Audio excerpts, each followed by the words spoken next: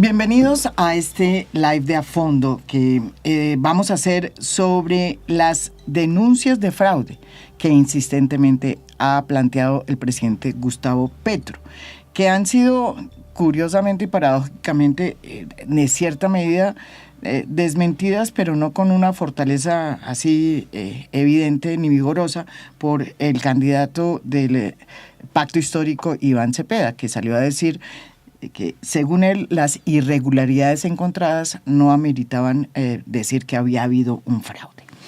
Pero resulta que el presidente Gustavo Petro ha sido, mejor dicho, enfático en decir, ¿no es verdad?, que sí hay un fraude. Y su base para decir que es un fraude la sacó en uno de esos trinos hace pocas horas. Lo voy a leer porque nuestra invitada, que es Alejandra Barrios, a quien le agradezco aquí que esté aquí. Gracias por la invitación, de verdad un placer, y sobre todo un placer de poder hablar de estos temas, porque en el proceso electoral a veces los números y todo es tan confuso que lo que parece ser no es, así que podamos aclarar eso. Porque es un yo privilegio. creo que es muy importante aquí establecer las verdades, aunque las verdades no estén tan, estén tan depreciadas. Como bien saben, Alejandra es la directora de la MOE, que es el escenario que desde hace mucho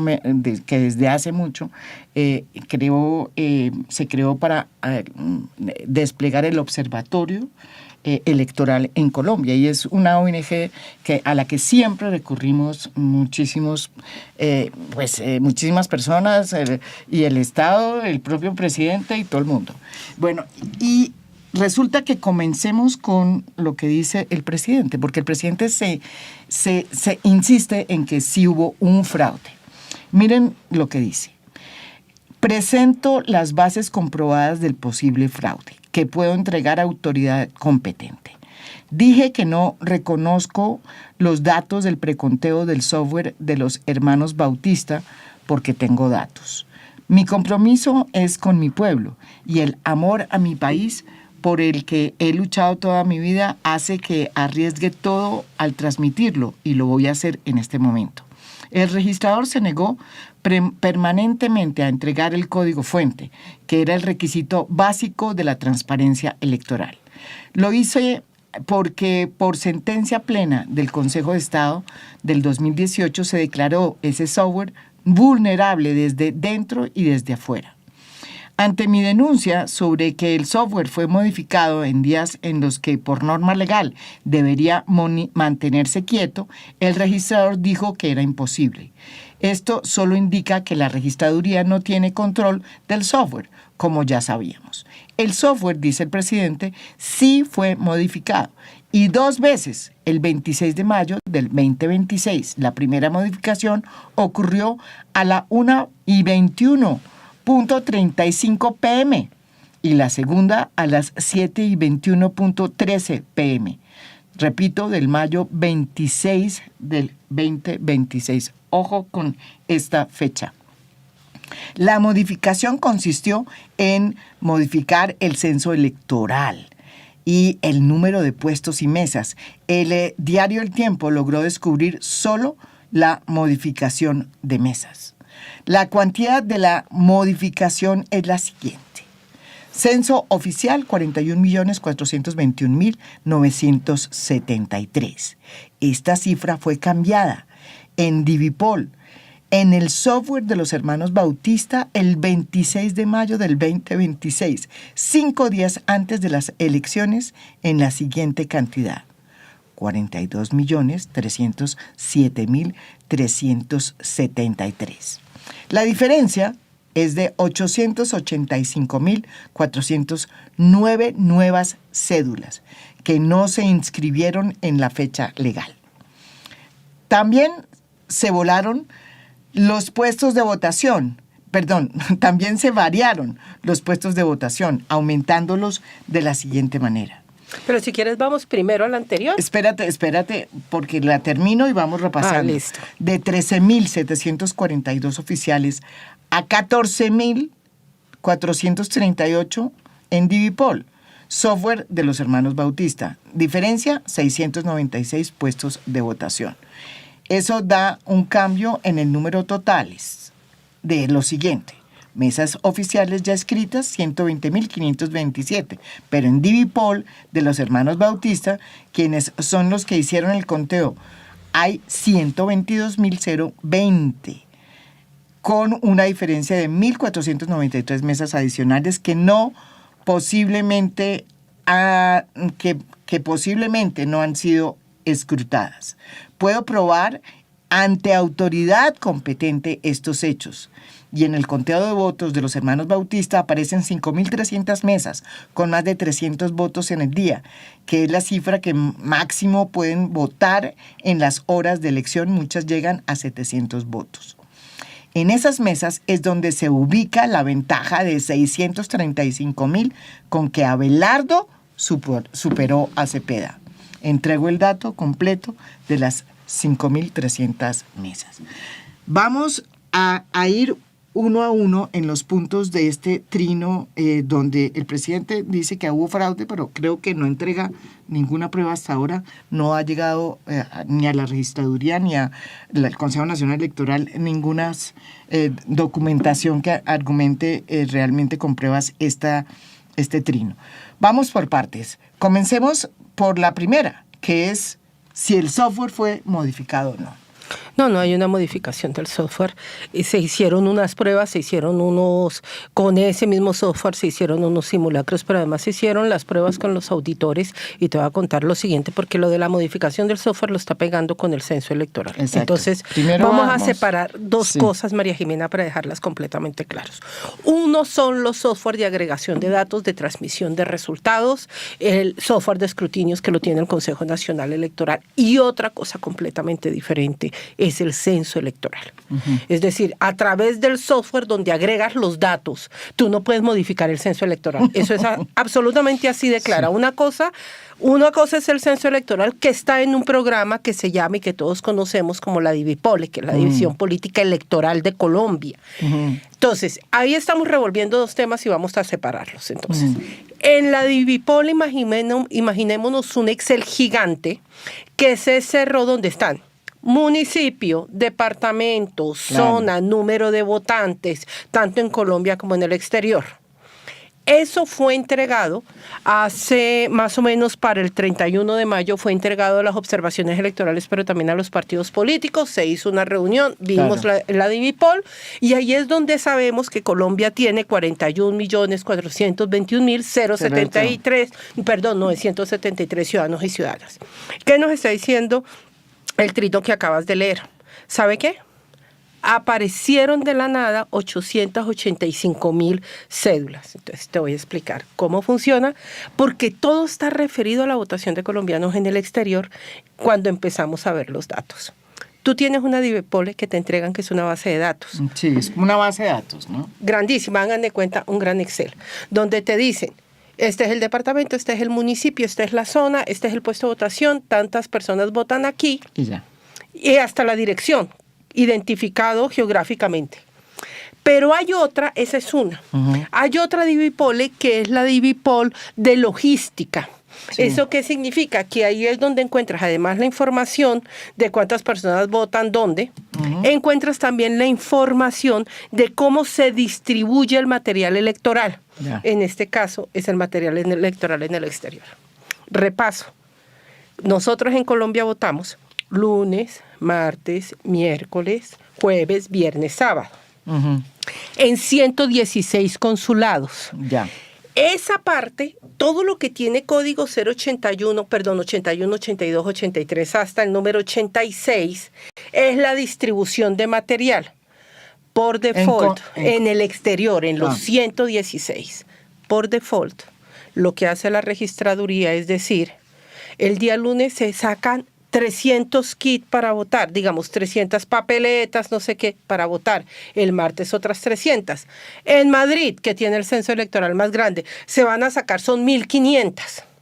no lo estás sumando, lo que estás es distribuyendo el material por día. Eso no se puede contabilizar como voto. Nada, eso es la distribución del material, es decir, el lunes me van a poner en el consulado X 300, van a sacar solamente 300 temas, documentos para votar. Cuando los sumamos todos, esa distribución logística nos da 885.400. Que es la misma cifra que tiene el presidente. Entonces, ¿qué confundió? Confundió el número de papeletas electorales que se entregan de lunes a viernes en la distribución con número de ciudadanos. Entonces, no se incrementó el censo electoral. Tú tienes el censo electoral y abajo la distribución para los colombianos en el exterior. Cualquier ciudadano lo puede ver. Están marcados con códigos 81 a 86. O sea, pero qué confusión tan fuerte, porque mire lo que él dice. Él dice que esa modificación del software, ¿sí?, es la que manipuló el censo oficial. Eso es lo que está diciendo acá el presidente. Y dice que la prueba es que de 41.421.973, que es digamos la contabilidad que hace el software de los hermanos Bautista, el 26 de mayo, 5 días después, antes de las elecciones, aumentó a 42.307.373. Esta es una confusión. No es así. El censo, y puedes entrar a la página, y yo invito a todos los ciudadanos que entren hoy a la página y van a encontrar número de votantes, son 41.421.000, etcétera, y han votado 24 millones, y te da el número exacto, es decir, no se modifica el número. Lo que confundieron es la logística de entrega de material con el censo electoral. En la base de datos es absolutamente claro. Se entra y se ve porque todo está codificado. Bueno, entonces, dice el presidente que también se variaron los puestos de votación, aumentándolos de la siguiente manera, y vuelvo y repito, de 13.742 oficiales a 14.438 en Divipol, repito, software de los hermanos Bautista, dice el presidente, diferencia 696 puestos de votación. Y esto lo que hace es que da un cambio en el número total, ¿sí? Porque entonces las mesas oficiales ya escritas son 120.527, pero en Divipol de los hermanos Bautistas, quienes son los que hicieron el conteo, hay 122.020, con una diferencia de 1.493 mesas adicionales que posiblemente no han sido escrutadas, dice el presidente. Muy bien. Volvámonos a la votación de colombianos en el exterior, porque como tú dijiste, como no presenta exactamente los números, nos demoramos un poco haciendo la inversa. Es que no presenta dónde recoge la información ni tampoco las pruebas, presidente. No es por nada, pero debería ayudar. Sería más rápido. Sería más rápido. Mira, volvamos a la votación de colombianos en el exterior. Colombia, o sea que todo lo que usted está diciendo, que además es parte de un informe que está sacando hoy la misión de observatorio de la MOE, lo que hay es que esta información del presidente, todo se hizo sobre la base de la información que venía de la votación exterior. En el exterior, porque es una gran confusión. Lo que generaron viendo las bases de datos. Ya. Bueno, entonces vamos a la que estamos, que estamos, porque pues aquí el presidente dice que hay un número indiscriminado de nuevas mesas. 696. Sí. Entonces, tú tienes 116 consulados en el exterior. Nosotros empezamos a votar el lunes, ¿no? Lunes, martes, miércoles, jueves, viernes y sábado nos da 6. Sí. Tomen su calculadora, multipliquen 116 consulados votando 6 días. Eso les va a dar el número exacto que señala el presidente de la República, 696 puestos de votación. El puesto de votación del domingo no lo incluimos en esta multiplicación porque ya está incluido, son los 116 igual que todo el país, María Jimena. Sí. Entonces, es más o menos, te lo quiero explicar de la siguiente manera. Tú tienes tu casa y sales a trabajar el lunes por la mañana, regresas por la noche. Es como si tú dijeras que tienes 6 casas. Ya. Porque te vas por la mañana, regresas, al otro día vuelves y sales por la mañana, regresas por la noche. Para poder logísticamente organizar un proceso electoral, cada día de la elección se tiene que contar como un día de la elección. Uno no puede decir, es que se va a votar durante una semana, por uno. No. El día lunes se abrió el consulado de Ciudad de México. A las 4 de la tarde se cierra. El día martes. Se contabilizan todos los días. Todos los días. Y esa es la cifra que tú dices que pone el presidente de 635,000 votos, que además es muy importante porque según él, esta diferencia... es la que le permite 1.493 mesas que dan una votación mayor, que es lo que... Que es lo que él dice que es lo que le ha permitido a Abelardo pues superar a Cepeda.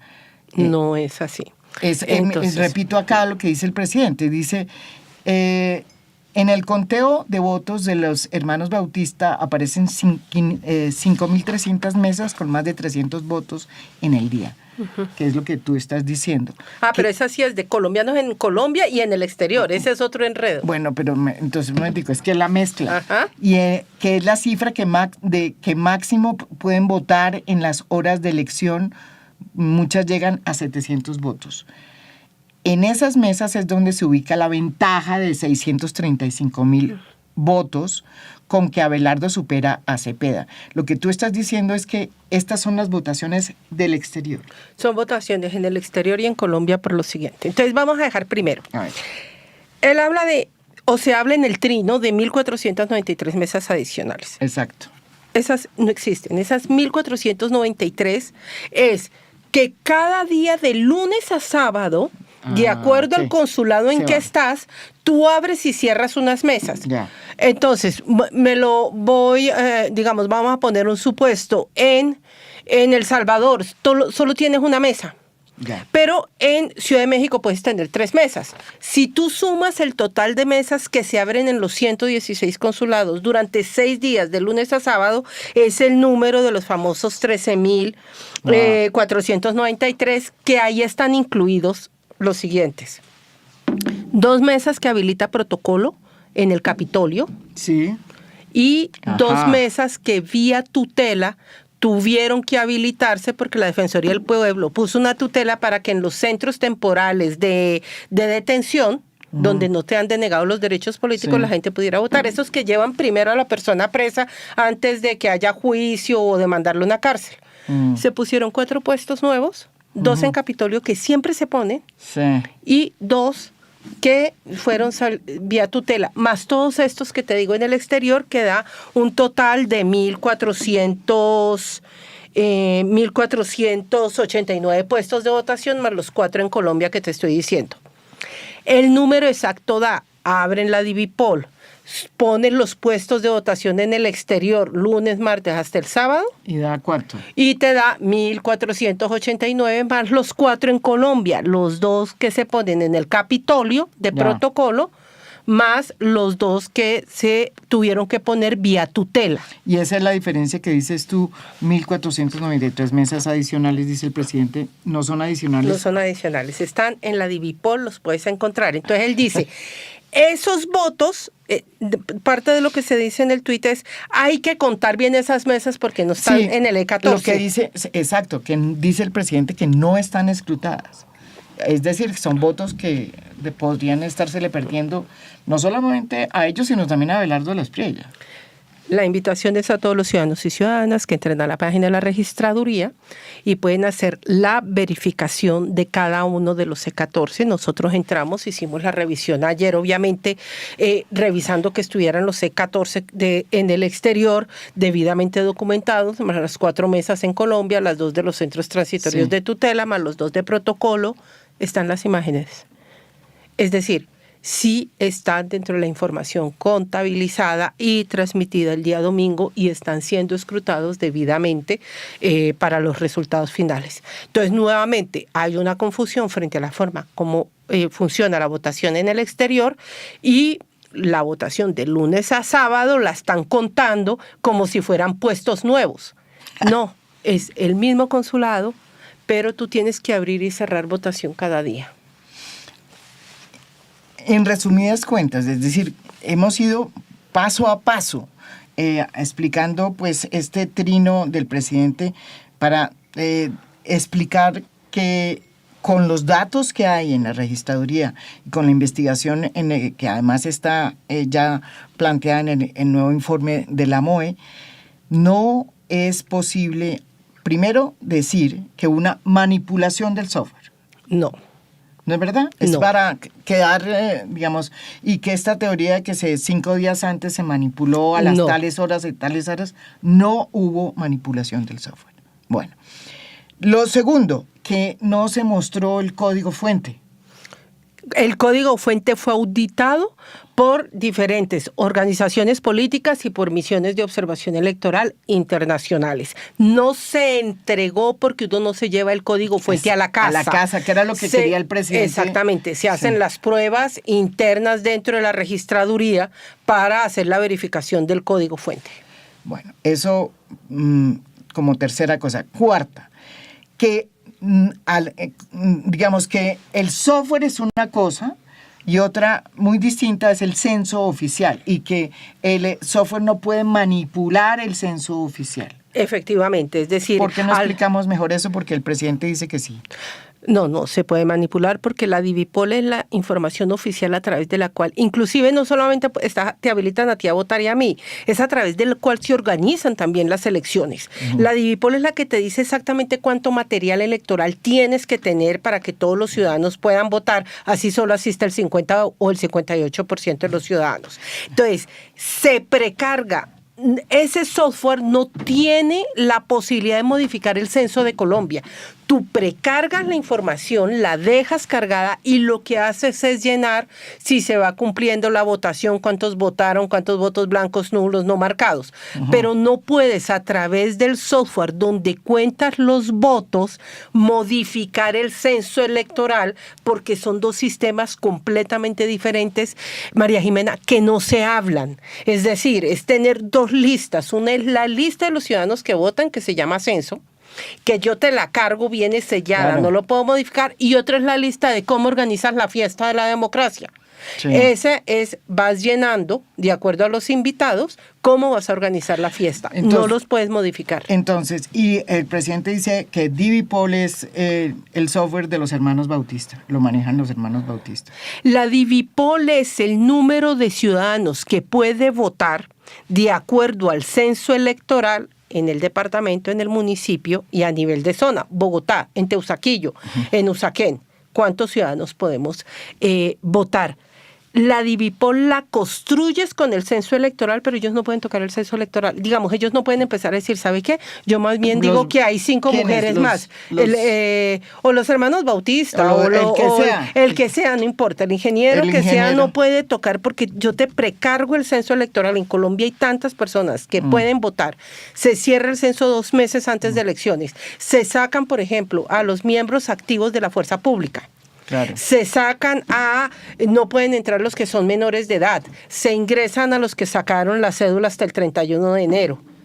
Ese censo nos lo entregaron a nosotros un mes antes de las elecciones a través de la DIVIPOL, que es como leemos el proceso electoral. Bueno, y lo otro que es muy importante, porque eso yo creo que fue la denuncia más fuerte de fraude del presidente, y es que precisamente por esa manipulación de ese software, no solamente con el censo electoral, aparecieron de la nada 885.400 nuevas cédulas.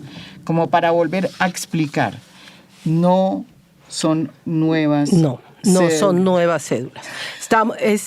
Estamos hablando de que 885.400 es la distribución logística del material electoral. Imagínate, ¿se confundió con eso? 116 consulados hay en este país. A cada consulado, imagínate, le llega todo el material para la semana.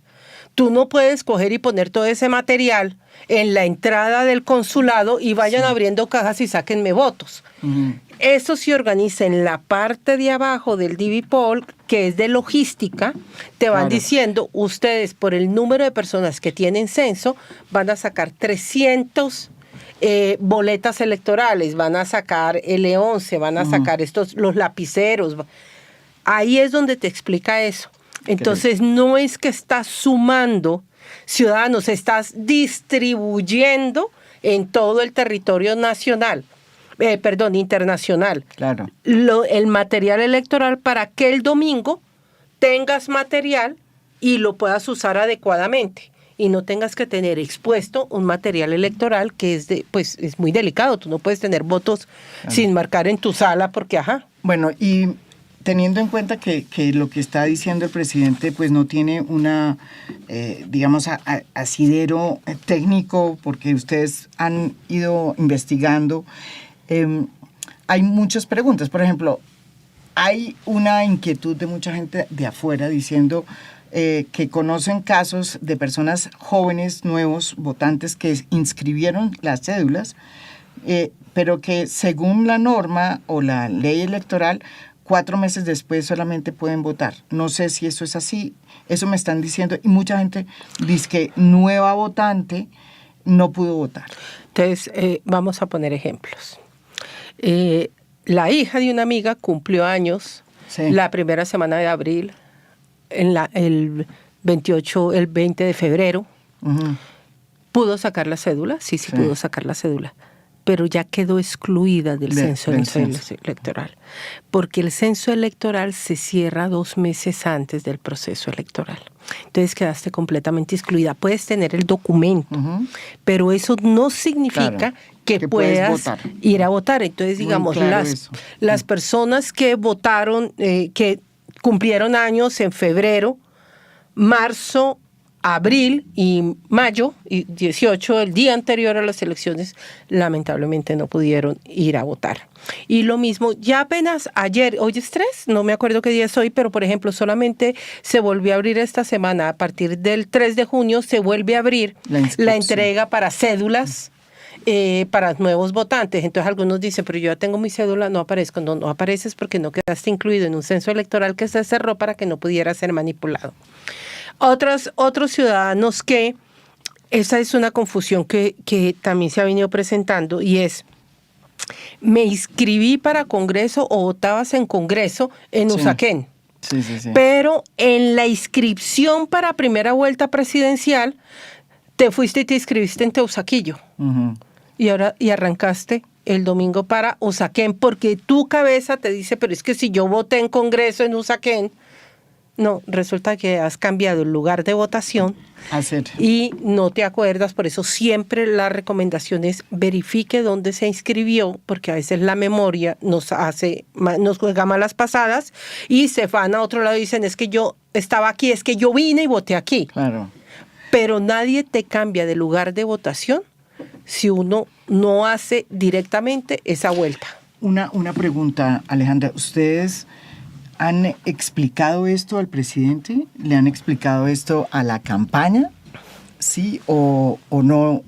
¿O no? Es que esto es tan claro y tan evidente. Desde luego, pues tiene que haber algunos problemas, porque los problemas siempre están ahí. Y bueno, ahí evidentemente hay que depurar mejor el censo electoral. Hay una cantidad. No, y siempre acá se compra el voto, por favor. Ese es uno de los grandes problemas que no le estamos poniendo el foco, ¿no? Se compran los votos, todos. Voy a decir, aquí no hay colores distintos para eso. Pero la pregunta es, ¿qué es lo que está pasando y cómo entendió usted la salida del candidato Iván Cepeda? cuando dijo que después del primer trino del presidente, que habló de los 800, no sé qué, mil nuevas cédulas que habrían aparecido misteriosamente en el censo electoral, él salió a decir que no, esas irregularidades no eran suficientes para decir que había habido un fraude. Es que yo creo que hay que mirar esos 3 momentos, María Jimena. Obviamente solamente ellos tienen la respuesta, le corresponde al señor presidente de la campaña ver cómo fueron los sucesos. Digamos, aquí es lo que usted y yo interpretemos, pero ¿qué es lo que uno ve? Primero el trino del presidente diciendo hay fraude. Yo parto de lo siguiente: el presidente de la República debe tener información privilegiada que ni usted ni yo tenemos. Si estás a punto de subirte a una tarima y lees un trino del presidente de la República o un mensaje de WhatsApp diciéndote cualquier información, no tiene que ser electoral esto, pero vas a salir ya al aire, posiblemente pensando en que es información privilegiada, no la verificas.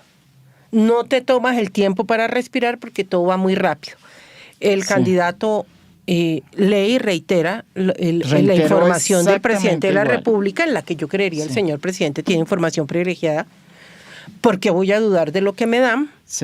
Y ya el día lunes, cuando la campaña empieza a señalar no tenemos información que nos permita afirmar que hay fraude, digamos, si no se han presentado unos errores, siempre se pueden presentar errores en la sumatoria de los jurados de votación, etcétera, ya tenían parte de esta información, ellos mismos ya habían hecho la revisión ya con tranquilidad de los datos electorales, y realmente lo que pasa en presidencia, no sé qué pasa, María Jimena, porque si te diste cuenta, después de las elecciones a Congreso de la República, donde tuvo un éxito electoral contundente, el pacto histórico, el lunes algunas voces decían hubo fraude, pero no decía cualquiera que sepa de números, que sepa hacer análisis estadísticos, que conozca el comportamiento de la cifra repartidora, entiende que no van a llegar nunca 28 curules, ni siquiera la curul 26, que son otros partidos los que pueden llegar a esa curul que normalmente se pelea.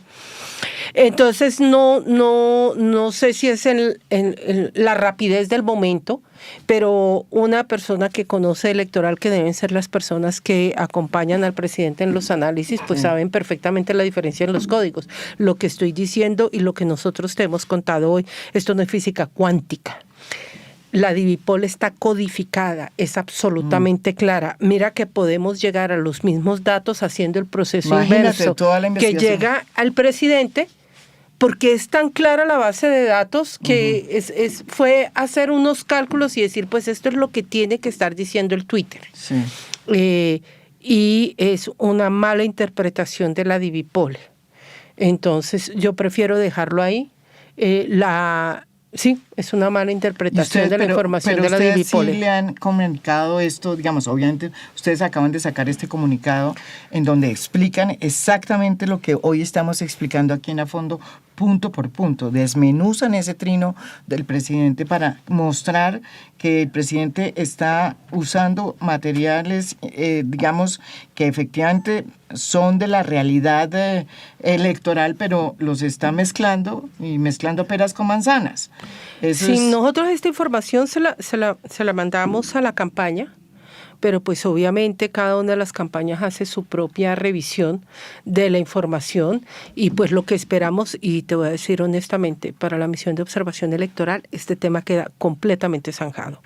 No hay fraude electoral, nosotros no encontramos inconsistencia en el censo electoral, no encontramos inconsistencias en la transmisión de los datos de los candidatos, no encontramos inconsistencias en la transmisión de datos. El tema para la MOE termina aquí, empezamos a prepararnos para la segunda vuelta presidencial, y cualquier información adicional, duda que haya, tiene que ser elevada, y esto se tiene que hacer por los canales regulares o frente a la Fiscalía, si tiene que ver con fraude electoral que se pueda comprobar, claro que siempre hay la posibilidad de que alguien malverse votos, o a través de la Procuraduría, si es participación irregular en política de funcionarios públicos o comportamiento de los funcionarios públicos. Seguirle dando vueltas a esto es hacerle daño al país. Sí, yo también creo que por eso hicimos este A Fondo, porque uno tiene que en eso ser muy serio. La base de cualquier democracia es precisamente que los dos o los tres o los partidos políticos, los candidatos reconozcan, ¿no es verdad?, las elecciones. Y sobre todo por cuando no hay argumentos contundentes. El presidente ya, este es el segundo trino que saca, no ha ofrecido ninguna prueba contundente. Dice que les va a entregar a las autoridades competentes, pero ya llevamos más de un día después de este trino y no lo ha hecho. Y yo creo que es importante que la MOE se escuche. Ellos hicieron la investigación y han descubierto exactamente, han revelado que no existe un fraude. Entonces, yo siento que por primera vez estamos, desde hace muchos años, esto no nos pasaba, ¿no es verdad? Nunca habíamos nosotros estado en una situación como esta y solamente para que te acuerdes. Nosotros sí hemos tenido resultados cercanos en procesos de participación ciudadana. María Jimena, si te acuerdas, 70.000 votos fue la diferencia en la refrendación de la paz. Sí, claro. Y ni siquiera en ese momento se presentó una voz que planteara un fraude masivo, 70.000 votos, cualquiera podría decir, pero eso es muy fácil de voltear. No, si te acuerdas, tuvimos un proceso electoral donde en una primera vuelta ganó un candidato a la presidencia de la República y en la segunda vuelta ganó otro candidato a la presidencia de la República. No se habló de fraude. Ajá. Es muy sencillo hacer estas verificaciones. Vuelvo y lo repito, esto no es física cuántica. Esto es tener las bases de datos, conocer las reglas electorales y entender qué es lo que se está leyendo en la base de datos, que tampoco es difícil porque toda está codificada. Hay un manual de codificación, se entiende la información. Es, ya una vez la tienes montada, hacer las pruebas de verificación es muy sencillo. Cuando uno habla con la gente del Pacto Histórico, ellos siempre se remiten al hecho de que sí hay un problema de las elecciones en materia de, digamos, de seguridad. Porque a ellos les pasó hace 4 años lo que todos vimos, que en el E14, cuando se fueron a transmitir esos votos por problemas del tarjetón, ¿no es verdad? Muchos de esos votos no se transmitieron y según Gustavo Petro les tocó invertir una cantidad en observadores electorales para que estuvieran, no en observadores electorales, sino en defensores, testigos electorales, perdón, para que cuidaran esos votos que además, según ellos, se los iban pues a robar. Aparecieron después y fueron parte pues de que nunca desaparecieron, de sus María Jimena. Curules. Pero ¿qué les dice a la gente que en este momento está diciendo, miren, nos pasó? Y entonces por eso estamos tan pilas aquí. Entonces, no quiero parecer negacionista frente a lo evidente, es decir, entonces aquí viene la directora de la MOE y nos está diciendo que es obvio, la Tierra es redonda y ella está diciendo que es plana y entonces es ahora no. Tienen absolutamente toda la razón en exigir garantías reforzadas en el proceso electoral. Lo que pasó hace 4 años es grave, muy, muy grave. Y es muy grave porque si bien la transmisión de la información de los datos electorales no tiene vínculo jurídico obligatorio, es lo que permite que todos nosotros nos vayamos a dormir tranquilos, entendiendo que hay un resultado electoral que no se va a cambiar por la noche, que aquí no se va a ir la luz y al otro día hay otra persona que ganó las elecciones. No. Fue muy grave, pero lo que pasó fue que se dejó de transmitir. Sí, un error humano, dices. Pero allí también fueron varios errores. Allí hay varios errores en el diseño del E14. Hubo errores que se empezaron a marcar los E14 por miedo a fraude. Se llenaron y se llenó el formulario electoral de tal manera que era muy difícil hacer lectura. Hay una información que la registraduría de ese momento tendría que dar a ver qué fue también lo que ellos vieron en la auditoría, que pues no se hizo nunca pública en la información frente a qué otros fallos pudieron ellos detectar. Pero lo que hubo fue el error en la transmisión de la información. ¿Eso qué significa? Todos los votos no fue que aparecieron como honguitos y iban diciendo, ay, yo los escondí y ahora los voy a sacar porque me pillaron. No. Los votos estaban en las comisiones escrutadoras, jueces y notarios. Iban haciendo la transmisión de la información, llenando el cuentavotos de la manera adecuada. Entonces, un problema gravísimo en la parte logística. En este proceso electoral, María Jimena, usted no se imagina el tiempo que se dedicó para hacer las mejoras para que eso no volviera a pasar. Doble digitación. Y se mejoró cantidades. Pues es impresionante y creo que es muy satisfactorio el balance que se puede hacer para elecciones a Congreso para esta primera vuelta. Esperemos que para la segunda vuelta todos siempre estamos muy nerviosos porque el tema de la transmisión no puede volver a presentarse ese fallo tan grave que se presentó. Y lo otro, son dos preguntas muy claras. O sea, el preconteo, el presidente salió a decir que desconocía el preconteo y que esperaba los escrutinios. Resulta que los escrutinios ya se dieron. Y la diferencia entre los escrutinios y el preconteo fue... No, estamos hablando casi de un 0,6%, es decir, fue una transmisión muy exacta de la información, pero bueno, digamos que frente a eso, independientemente porque es el presidente de la República, pero cualquier ciudadano puede decir, yo espero los escrutinios, esto me da una muy buena aproximación. Sí, pero no queda bien decir, no reconozco ¿qué fue lo que él dijo? María Jimena, el tema es que el Ejecutivo no es ajeno a la organización de las elecciones.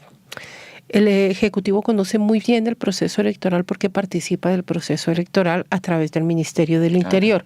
Pero si así lo desea, podría enviar también funcionarios de las TIC. El día de mañana, por ejemplo, hay una reunión, nuevamente hay reunión en la registraduría. Hay unos cómo vamos electoral que se hacen religiosamente todos los jueves. Una vez se pasó para el viernes, donde se presenta toda la información. Los partidos políticos, los observadores, hacemos preguntas.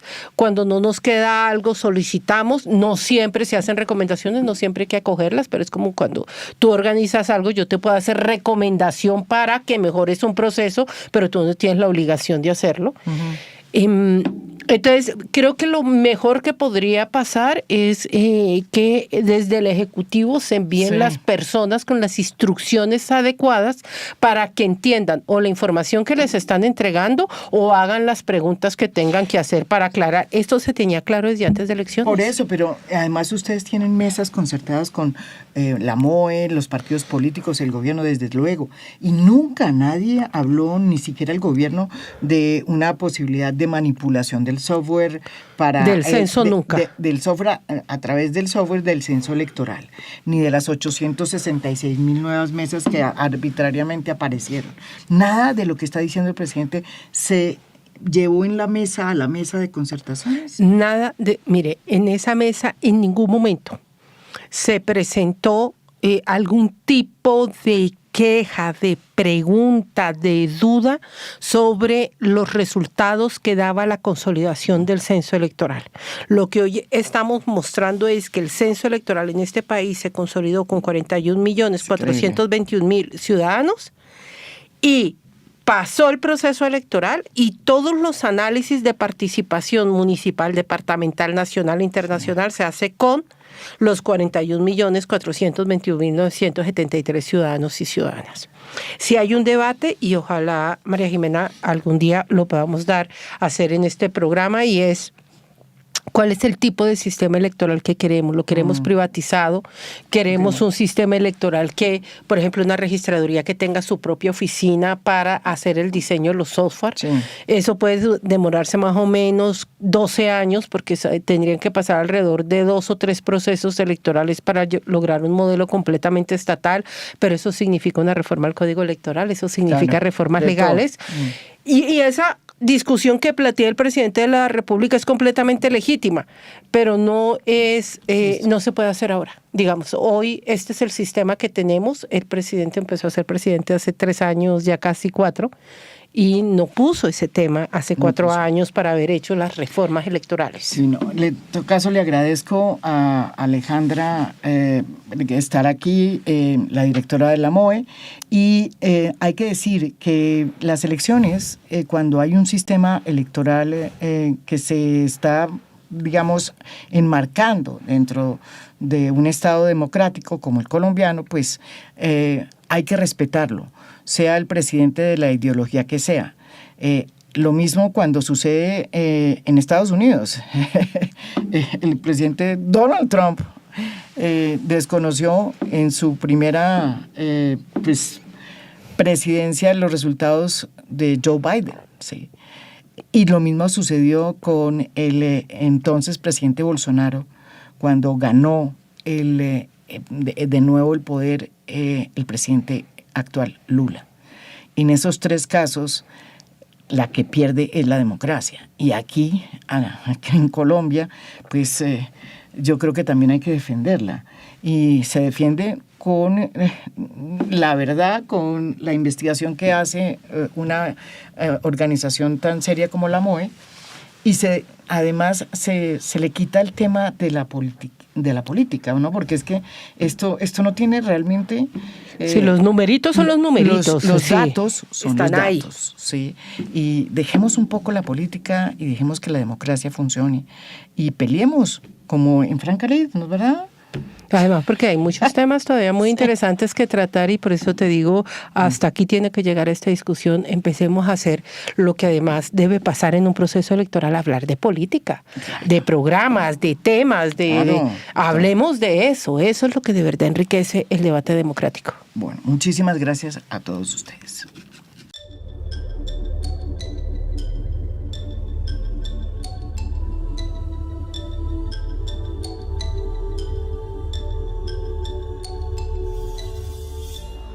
A Fondo es un podcast producido por Mafialand.